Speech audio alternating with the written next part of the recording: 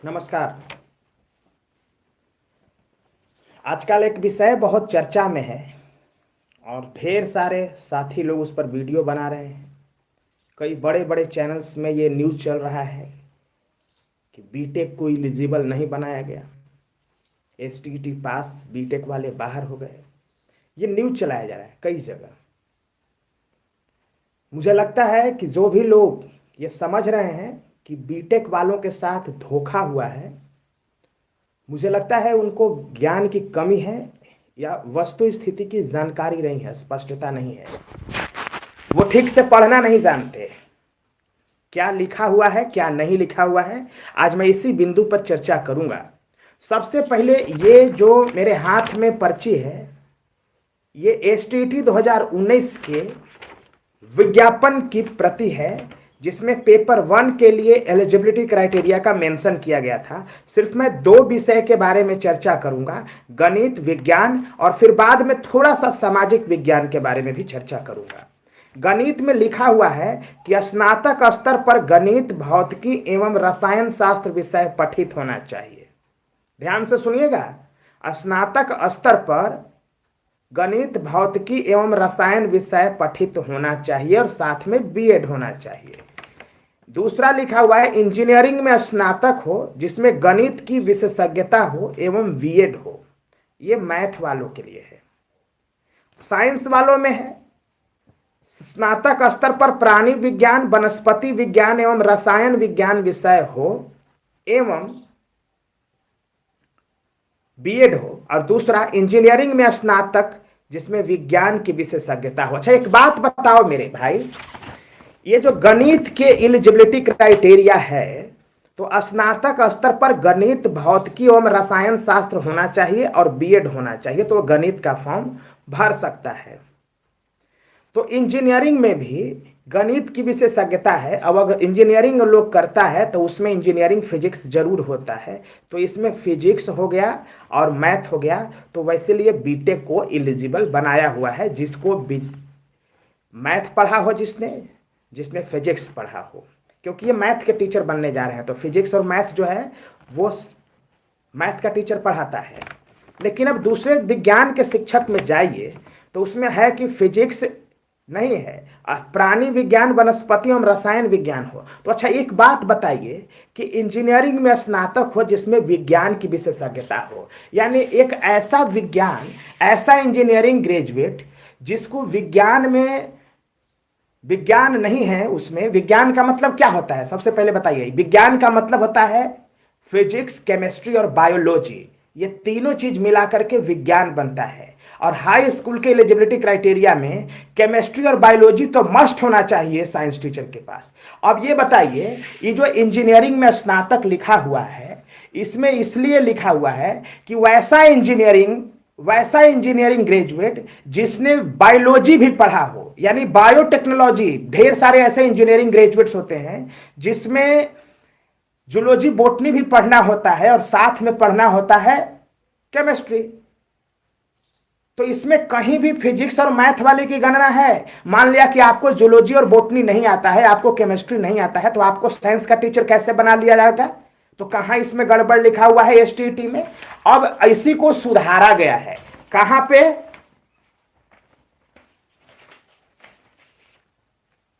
इसी को सुधारा गया है, यहां पर दिखाता हूं मैं अभी आपको। हाँ,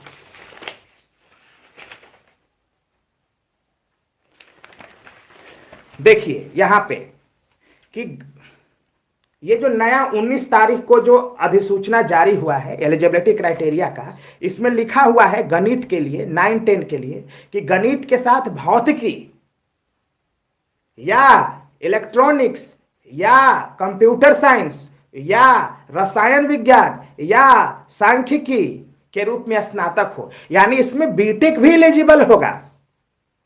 बीटेक जो होता है, बी माने बैचलर, बीएससी में बी मींस बैचलर, तो बीटेक डिग्री भी स्नातक कहलाता है और बीएससी और बीए की डिग्री भी स्नातक कहलाता है। तो गणित के एलिजिबिलिटी में कहां ये बीटेक को छांट रहा है भाई? कहां बीटेक को छांट रहा है?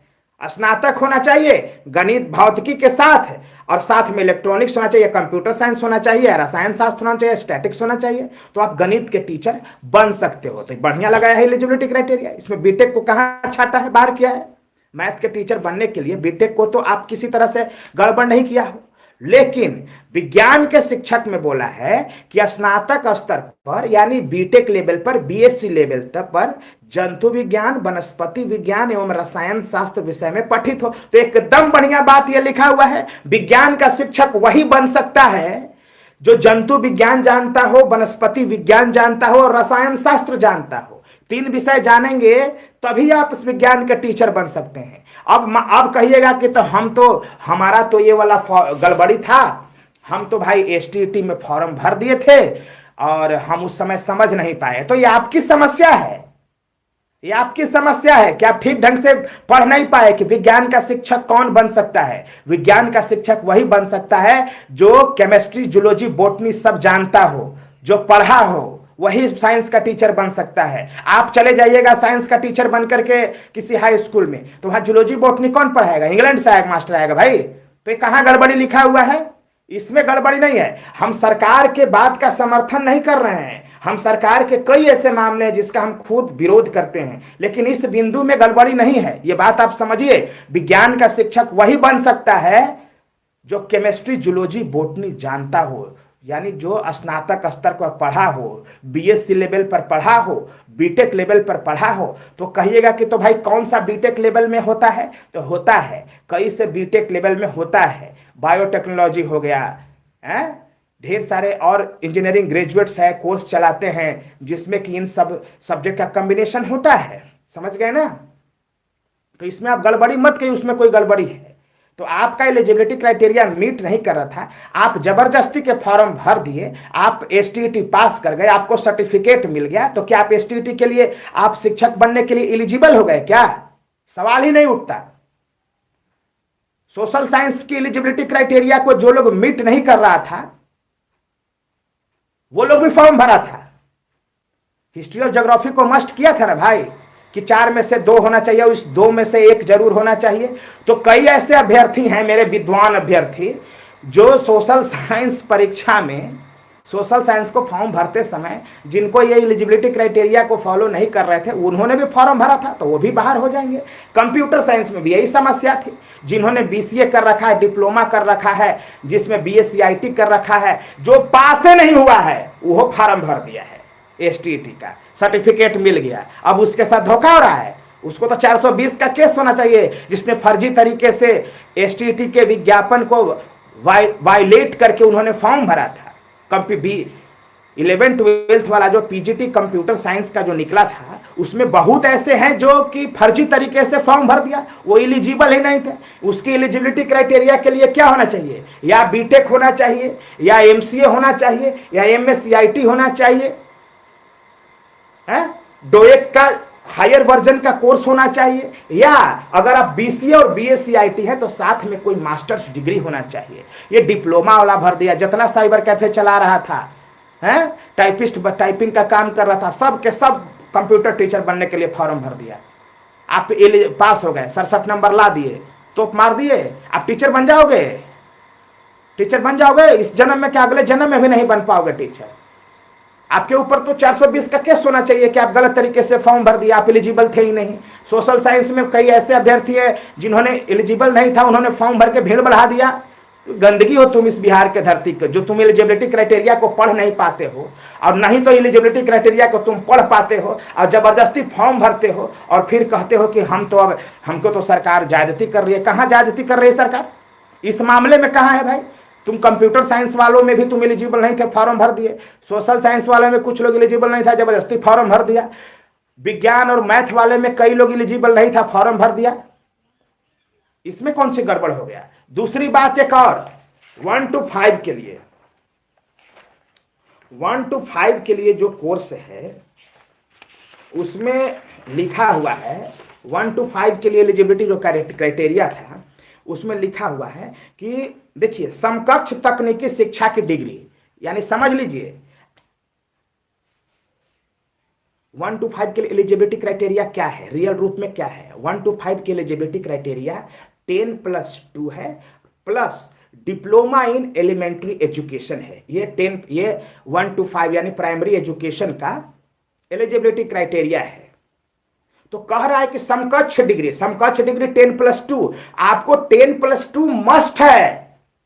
10+2 के बाद आप बीटेक कर दिए हैं, कोई बात नहीं, बढ़िया है। बीटेक के बाद बीएड कर लिए हैं, बढ़िया है, लेकिन आपको 10+2 जरूर करना है।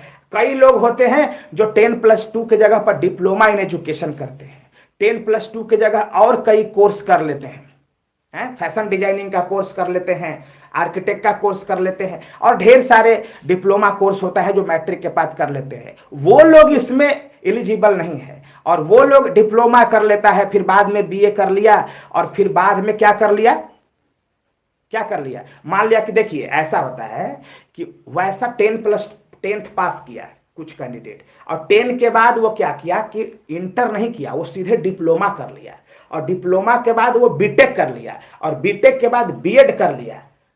10+2 नहीं ना किया, तो 10+2 जब नहीं किया तो उसने फिजिक्स केमिस्ट्री मैथ नहीं ना पढ़ा जी।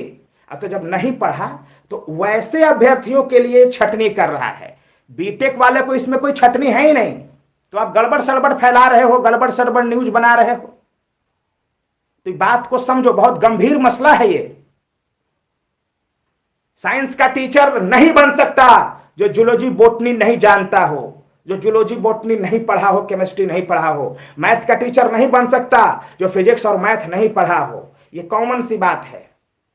तो इस बात को समझिए, हाय तौबा मच मचाइए। आप लोगों ने इतना हाय तौबा मचा दिया कि न्यूज बिहार झारखंड हो गया, फिर उधर जी न्यूज हो गया, और कई न्यूज चैनल चला रहे हैं कि गड़बड़ी हो गया। आपके साथ कोई गड़बड़ी नहीं हुआ है, आप एलिजिबल ही नहीं थे, आप तो जबरदस्ती फॉर्म भरे थे। कंप्यूटर साइंस में जबरदस्ती फॉर्म भरा था कुछ लोग सोशल साइंस में जबरदस्ती फॉर्म भरा है, कुछ लोग 1 to 5 के लिए जबरदस्ती मोच पे तेल लगा करके बैठा हुआ है। तो सबके ऊपर 420 का केस होना चाहिए कि आप लोग जबरदस्ती फॉर्म भर देते हो, योग्यता रहता नहीं आप में, अब आप हाय तौबा मचाए गंध मचा करके रखते हो, विवाद पैदा करते हो बिना मतलब का।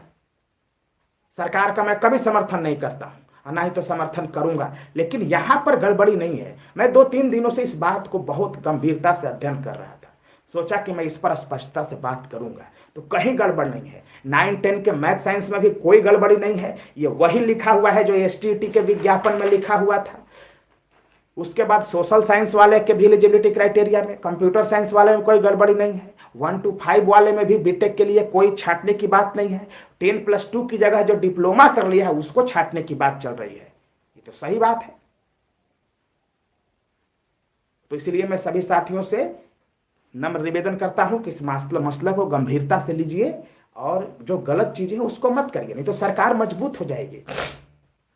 इस मसला को ले जाकर के कोर्ट में टिक जाइएगा तो 1 सेकंड टिकिएगा आप, 1 सेकंड में उलट के फेंक देगा आपको कोर्ट में। एक तो कि मेरे कुछ साथी लोग जबरदस्ती केस कर दे रहे हैं। कुछ दिन कल ही परसों रितिका रानी का एक इंटरव्यू आया था जिसमें कह रही थी कि 2006, 12, 20 का नियमावली वापस नहीं लिया। नियमावली वापस लिया ही नहीं जाता है। जो नियमावली बन जाता है उसमें जब तक ऑल टीचर्स रिटायर्ड नहीं हो जाते, सभी टीचर्स का पेंशन बंद नहीं हो जाता है, तब तक वो नियमावली एग्जिस्ट करता है। नियमावली कभी बंद होता है? बेवकूफ जैसा बात करता है वो, है बेवकूफ जैसा ये बात है ना। नियमावली कभी भी वापस नहीं लिया जाता। अब जैसे मान लिया कि 2023 का नियमावली है और फिर नियमावली 2025 बन जाएगा, तो नियमावली 23 वापस होगा नहीं। जो इसमें टीचर बन गया जब तक वो रिटायर नहीं कर जाएगा, जब तक उसको पेंशन मिलता रहेगा, तब तक ये नियमावली एग्जिस्ट करेगा, क्योंकि इसी नियमावली के आधार पर उनका नियुक्ति हुआ है। तो इस बात को आप समझिए, गंभीरता से समझिए, बच्चे की तरह नहीं बात करिए, नहीं तो आपके ऊपर शक उठेगा कि आप टीचर बनने के लायक नहीं हो, टीचर बनने के लिए उछल कूद कर रहे हो। समझ रहे हो ना? तो इन्हीं शब्दों के साथ मैं अपनी वाणी को विराम देता हूं। जय हिंद साथी।